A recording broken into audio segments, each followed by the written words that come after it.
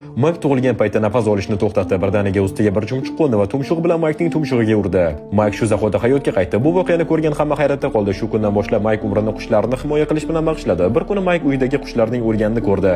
Aslida signal minorasidan taralayotgan radiatsiya juda yuqori edi. Shu sababli qushlar halok bo'lgan edi. Mayk qushlar bazasining qushlar qabristoniga aylanishini tomosha qildi va aloqa kompaniyasiga xabar berdi. Lekin radiatsiya darajasi tekshirilganda u odatiy darajaga qaytgan edi va shu bilan voqea yopildi. Mayk telba deb chaqirib yuborildi. Qushlarni himoya qila olmagani uchun u signal minorasiga chiqdi. U qush bilan birga osmonga chiqarishni tanladi. Mayk sakrab tushganda qushlar osmonda aylanib uchishdi. Tushayotganda Mayk bir lahza to'xtadi va keyingi soniyada Maykning ruhi tanasidan chiqib ketdi. U yerda ko'milgan qushlarning ruhlarini chaqirdi.